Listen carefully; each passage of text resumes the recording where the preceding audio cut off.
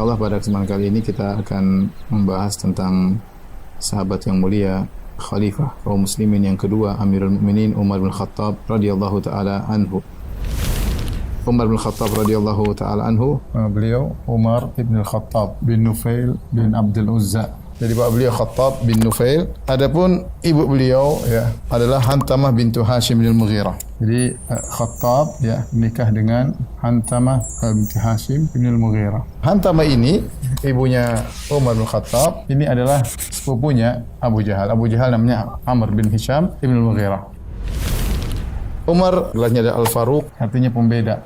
Kenapa? Yaitu Allah membedakan al-haq dengan batil dengan Umar.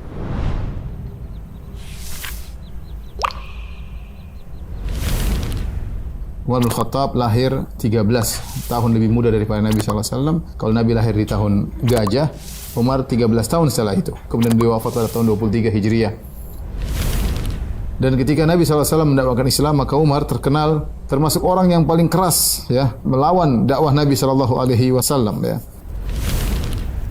Bahkan begitu saking kerasnya dia bersikap terhadap kaum muslimin sampai para sahabat merasa dia tidak bakalan masuk Islam. Sulit orang seperti ini masuk Islam. Tapi Nabi SAW tidak putus asa. Nabi SAW berdoa kepada Allah Subhanahu Wa Taala. Qala Rasulullah SAW, Allahumma a'izzal Islam bi ahabbi hadaini rajulaini ilaik. Ya Allah, jayakan Islam dengan orang yang paling kau cintai dari dua orang ini. Bi Abi Jahal bin Hisham atau Umar bin Khattab. Terserah engkau ya Allah, siapa yang kau masukkan Islam, apakah Abu Jahal ataukah Umar bin Khattab, yang dua-duanya terkenal sangat benci kepada Islam ya. Satunya Abu Jahal, satunya Umar bin Khattab radhiyallahu taala anhu ya. Ternyata yang Allah beri hidayah adalah Umar bin Khattab radhiyallahu taala anhu.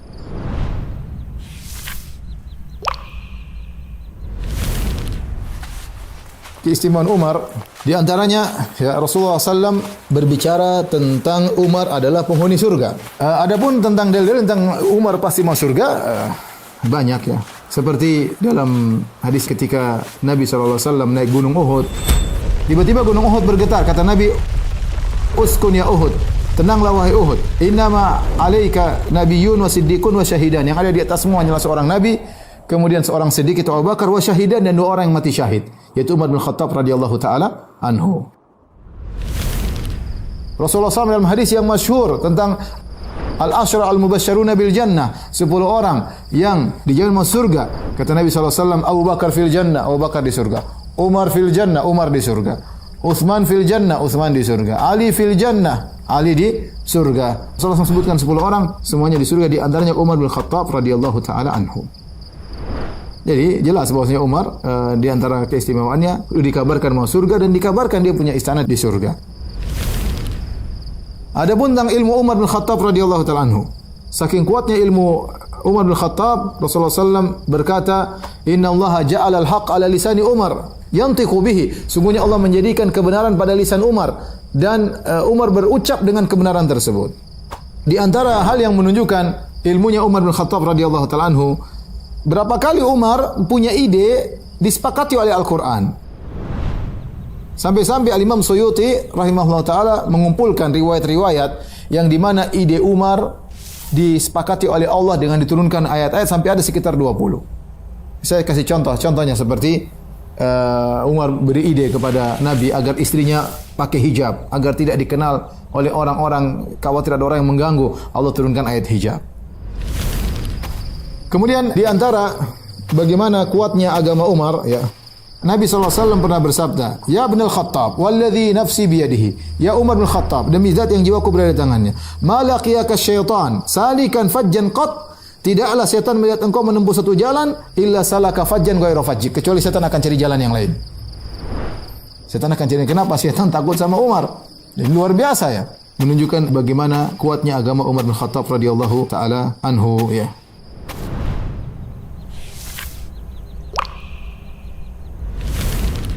Umar adalah khalifah bukan raja ya. Beliau selalu berusaha meletakkan keadilan. Oleh karenanya Umar pernah berkata, saya tidak tahu saya ini seorang khalifah atau seorang raja. Kalau ternyata saya ini bersikapnya seperti seorang raja, ini perkara besar. Umar tidak mau dikatakan raja, dia khalifah. Khalifah yang mengatur urusan kaum muslimin.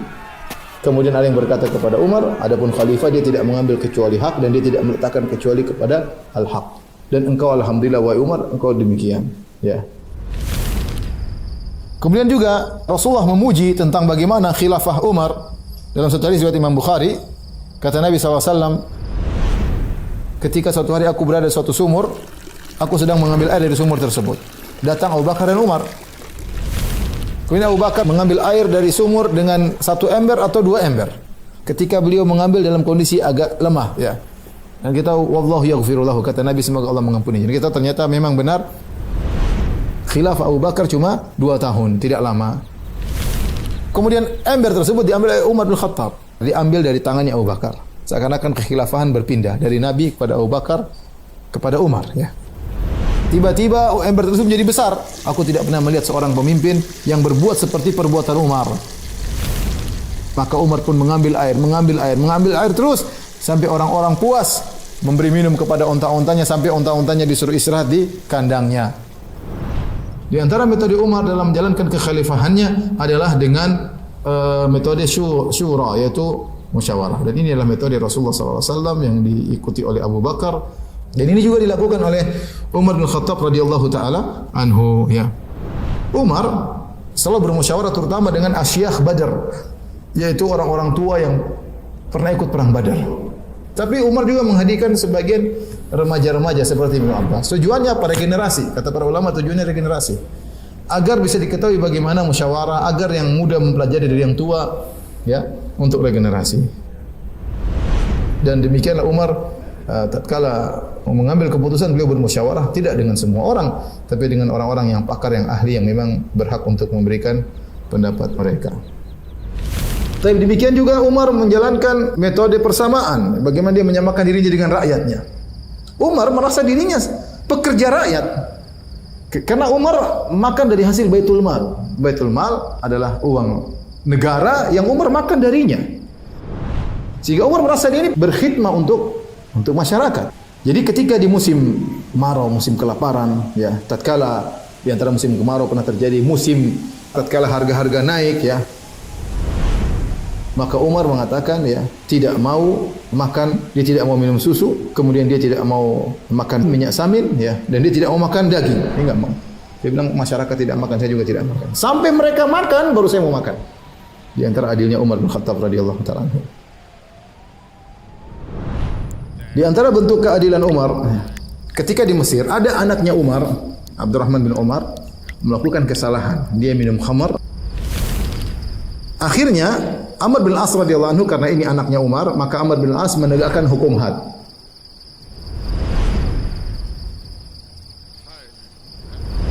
Tapi karena ini anaknya Umar, maka dia cambuk di rumah. Ya, sebagai bentuk penghormatan terhadap Umar. Sampailah kabar ini kepada Umar, maka Umar pun mengirim surat kepada Amr bin As. Aku heran kepada engkau wahai Ibn As, kenapa engkau berani kepadaku? Engkau menyelisihi janjiku. Dan kemudian Umar menegurnya, ya. Kata Umar, kau memukul putraku di rumahmu, padahal kau tahu aku tidak suka seperti ini. Dan kau sudah tahu wahai Amr, tidak ada pilih kasih di antara manusia di sisiku. Pada hak Allah yang harus diterapkan kepada dia tidak ada pilih kasih. Allah Akbar, lihatlah bagaimana Umar bin Khattab radhiyallahu anhu tidak main-main, sampai anaknya pun sudah dicambuk, tapi dalam rumah kata Umar ulang, harus dicambuk di depan umum, ya.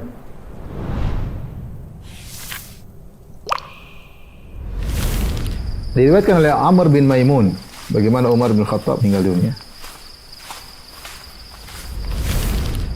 Kata Amr bin Maimun, sungguhnya aku berdiri dekat Umar, tidak ada jarak antara aku dengan Umar kecuali Ibnu Abbas. Di waktu subuh di mana Umar ditikam. Terkadang beliau baca di salat subuh rakaat pertama, terkadang baca surat Yusuf, terkadang baca surat An-Nahl, dan ini surat panjang-panjang, ya. Di rakaat pertama Umar sengaja baca surat yang panjang karena mungkin ada zaman dahulu mungkin tidak ada jam, sehingga orang-orang terkadang mengira-ngira dan mereka datang agar orang-orang tidak ketinggalan rakaat pertama dari salat subuh. Tapi hari ini berbeda. Ketika itu beliau baru bertakbir Allahu Akbar, tiba-tiba dia berkata, Umar, aku telah dibunuh ketika ditikam oleh Abu Lu'lu' al-Majusi. Maka ternyata yang menikam Umar adalah seorang budak dari Persia. Dia membawa sebuah pisau belati yang punya dua ujung, dua mata. Ya. Ketika dia sudah menikam Umar, dia tikam dengan 3 tusukan atau lebih. Kemudian dia pun kabur. Ya, para sahabat yang depan saf pertama melihat tentunya. Tidaklah dia melewati orang kecuali ditikam kanan kiri. Dan itu sudah dikasih racun. Sampai dia menikam 13 orang selain Umar. 7 orang meninggal di antaranya. Tatkala ada seorang dari sahabat melihat dia atau dari kaum muslimin yang hadir salat subuh, maka dia melepaskan burnus. Kemudian dia pun melempar ke orang tersebut agar terlilit dengan burnus. Ketika dia tahu dia sudah terlilit dengan baju tersebut dan dia tahu dia bakalan ketangkap, dia segera bunuh diri. Kemudian Umar bin Khattab mengambil tangan Abdurrahman bin Auf. Kemudian Umar sudah jadi imam dan mereka lanjutkan salat mereka. Tatkala orang-orang sudah pulang dari salat ya, karena masih gelap ya ketika itu, Umar panggil Ibnu Abbas. Wahai Ibnu Abbas. Ibnu Abbas pupunya Nabi SAW, ya, Abdullah bin Abbas. Umar bertanya, ya, siapa yang bunuh aku? Kemudian Ibnu Abbas pun berjalan sebentar, periksa sana sini. Kemudian dia datang, beliau berkata, yang bunuh budaknya Mughirah, orang Majusi, orang Persia. Kemudian Umar berkata, segala puji bagi Allah yang tidak menjadikan kematianku di tangan seorang yang mengaku Islam. Ya, ini berarti doa Umar terkabul, ingin mati syahid. Akhirnya Umar pun dibawa ke rumahnya. Ya. Setelah dibawa ke rumahnya, maka didatangkan nabidh, minuman yang diletakkan buah kemudian dibiarkan. Umar pun minum nabidh. Ketika dia minum, keluar dari lubang tikaman tersebut. Tidak bisa bertahan air tersebut. Kemudian didatangkan susu. Umar pun minum dari susu tersebut, kemudian keluar dari lukanya. Mereka tahu bahwasanya Umar akan meninggal dunia. Ya, kenapa? Karena tidak ada makan bisa masuk, semuanya keluar.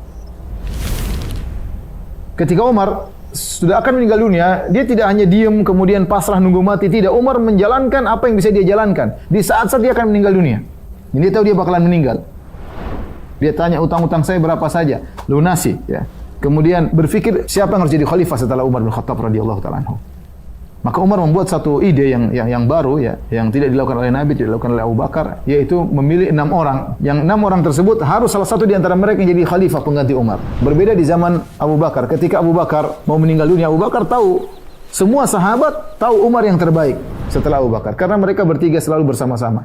Nabi SAW, Abu Bakar dan Umar. Namun ketika Umar akan meninggal dunia, tidak ditemukan perkataan satu kata dari seluruh sahabat siapa yang terbaik. Karena ada 6 orang terbaik, semuanya hebat-hebat. Kata Umar, 6 orang ini salah satunya jadi khalifah. Dan akhirnya pilihan kepada Utsman bin Affan radhiyallahu taala anhu. Ini di antara apa yang dilakukan Umar sebelum meninggal dunia demi kemaslahatan kaum muslimin ya. Demikian juga ketika Umar akan meninggal dunia ya, kepala beliau berada di pangkuan anaknya Ibnu Umar. Kata Umar, wahai putraku, letakkanlah pipiku di tanah. Maka Ibnu Umar berkata, wahai ayahanda, apa bedanya? Pahaku dengan bumi sama saja, pahaku dengan tanah sama saja. Umar berkata lagi, taruh pipiku di tanah. Sampai Umar bilang 2 kali atau 3 kali. Kemudian Umar pun diletakkan pipinya di tanah. Kemudian dia berkata, celaka aku kalau Allah tidak memaafkan aku. Sampai kemudian beliau meninggal dunia. Ini menunjukkan bagaimana rasa takut Umar yang luar biasa. Meskipun sudah dikabarkan akan masuk surga, dalam banyak hadis dan para sahabat juga tahu akan hal tersebut. Namun beliau tidak pernah menyombongkan akan hal tersebut dan beliau tetap merasa takut kepada Allah Subhanahu wa taala ya. Dan akhirnya Umar dikuburkan di rumah Aisyah radhiyallahu taala anha.